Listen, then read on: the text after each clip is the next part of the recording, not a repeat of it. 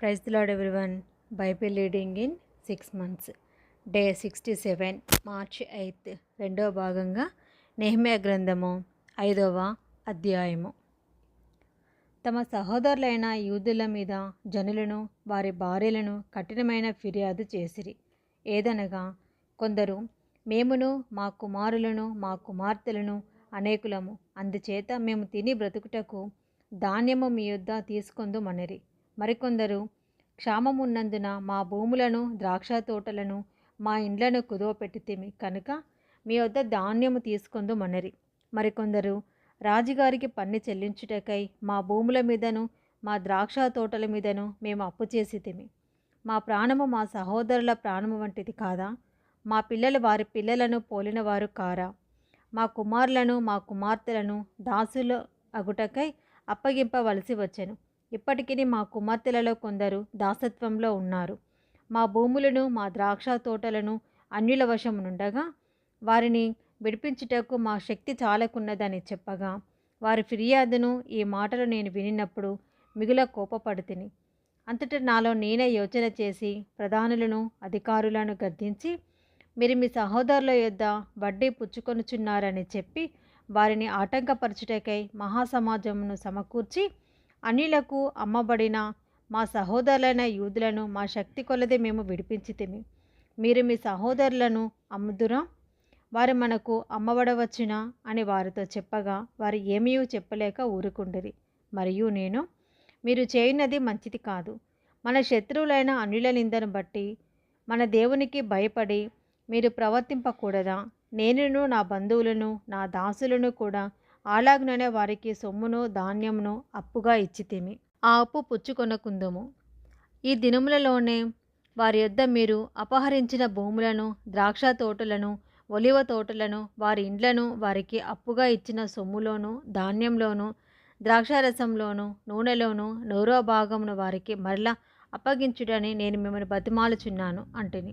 అందుకు వారు, నీవు చెప్పిన ప్రకారమే ఇవన్నీ ఇచ్చివేసి వారి యొద్ద ఏమీ కోరమన్నది. అంతటి నేను యాజకులను పిలిచి ఈ వాగ్దాన ప్రకారము జరిగించుటకు వారి చేత ప్రమాణం చేయించితిని. మరియు నేను నా ఒడిని దులిపి, ఈ ప్రకారమే దేవుడు ఈ వాగ్దానమును నెరవేర్చని ప్రతివానిని తన ఇంటిలో ఉండకయు తన పని ముగింపకయు నుండినట్లు దులిపివేయను. ఇటీవలే వాడు దులిపి వేయబడి ఏమీ లేనివాడుగా చేయబడును గాక అని చెప్పగా, సమాజకులందరూ అలాగూ కలుగునుగాక అని చెప్పి యెహోవాను స్తుతించిరి. జనులందరూ ఈ మాట చొప్పున జరిగించిరి.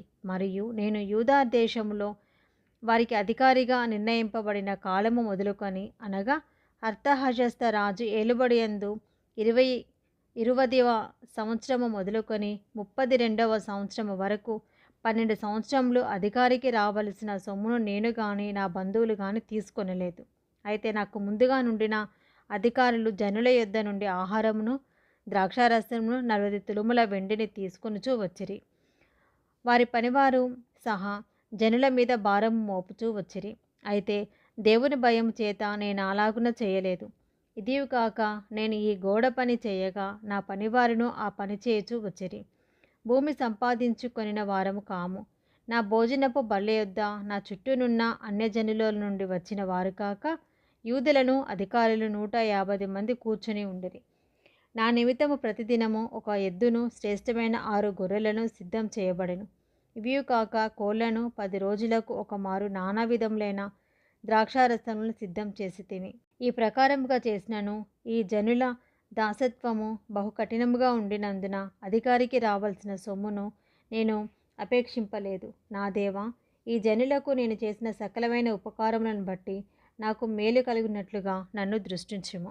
నెహెమ్యా గ్రంథము 6వ అధ్యాయము. నేను ఇంకనూ గుమ్మములకు తలుపులు నిలుపక ముందుగా దానిలో బీటలు లేకుండా సంపూర్ణంగా గోడను కట్టి ఉండగా, సన్బల్లటును టోబియాయును అరబీయుడైన గేషెమును మా శత్రువులలో మిగిలిన వారును విని, సన్బల్లటును గేషెమును నాకేదో హాని చేయుటకు ఆలోచించి, ఓనో మైదానమందున్న గ్రామములలో ఒక దాని దగ్గర మనము కలుసుకుందాము రండని నా యొద్దకు వర్తమానం పంపిరి. అందుకు నేను చేయు పని గొప్పది. దాన్ని విడిచి మీ యొద్దకు వచ్చుటకై నేను దానినెందుకు ఆపవలెను? నేను రాలేనని చెప్పుటకు దూతలను పంపితిని. వారు అలాగున 4 మార్లు నా యొద్దకు వర్తమానాలు పంపగా ఆ ప్రకారం నేను మరలా ప్రత్యుత్తరం ఇచ్చి తిని. అంతటా 5వ మారు సన్బల్లటు తన పనివాని ద్వారా విప్పి ఉన్న ఒక పత్రికను నా యొద్దకు పంపెను. అందులో వారిపైన రాజుగా ఉండవలెనని నీవు ప్రాకారమును కట్టుచున్నావనియు, ఈ హేతువు చేతనే నీవును యూదులను రాజు మీద తిరుగుబాటు చేయనట్లుగా నీవు ఆలోచించుచున్నావనియు, యూదులకు రాజుగా ఉన్నాడని నిన్ను గూర్చి ప్రకటన చేయుటకు యెరూషలేములో ప్రవక్తలను నీవు నియమించితివనియు మొదలగు మాటలను, రాజునకు ఈ సంగతులు తెలియనగుననియు మొదలగు మాటలను, అందు నిమిత్తము ఇప్పుడు మనము యోచన చేసేదము రండనియు, ఈ సంగతి అన్యజనుల వదంతి అనియు దానిని గేషేము చెప్పుచున్నాడనియు వ్రాయబడెను. ఈ పని చేయలేకుండా మేము అశక్తులమగుదుమనుకొని వారందరూ మమ్మను బెదిరింపచూచిరి. కానీ నేను ఇటువంటి కార్యములను మేమెంత మాత్రమును చేయువారము కాము. వీటిని నీ మనసులో నుండి నీవు కల్పించుకొంటివని అతని యొద్దకు నేను వర్తమానము పంపితిని. దేవా, ఇప్పుడు నా చేతులను బలపరచుము. అటు తర్వాత మెహేతాబేలునకు పుట్టిన దెలయ్యా కుమారుడైన షెమయా యొక్క ఇంటికి వచ్చి తిని. అతడు బయటికి రాకుండా నిర్బంధింపబడెను. అతడు రాత్రి కాలమందు నిన్ను చంపుటకు వారు వచ్చెదరు కనుక దేవుని మందిర గర్భాలయం లోపలికి మనము పోయి తలుపులు వేసుకునేదము రండని చెప్పగా, నేను నా వంటి వాడు పారిపోవచ్చునా? ఇంత వాడనైనా నేను నా ప్రాణంను రక్షించుకున్నటకైనను గర్భాలయమున ప్రవేశింపవచ్చునా? నేను అందులో ప్రవేశింపనంటిని. అప్పుడు దేవుడు అతన్ని పంపలేదనియు, టోబియాయును సన్బల్లటును అతని లంచమిచ్చినందున నా విషయమై ఈ ప్రకటన చేసిననియు తేటగా కనుగొంటిని. ఇందువలన నాకు భయము పుట్టగా నేను అతడు చెప్పినట్లు చేసి పాపములో పడుదునని అనుకొని నా మీద నింద మోపునట్లుగా నన్ను గూర్చి చెడువార్త పుట్టించుటకు వారు అతనికి లంచమిచ్చి ఉండిరి. నా దేవా, వారి క్రియలను బట్టి టోబియాను సన్బల్లటును నన్ను భయపెట్టవలెనని కనిపెట్టి ఉన్న ప్రవక్తలను, నోవద్యా అను ప్రవక్తిని జ్ఞాపకం చేసుకొనుము.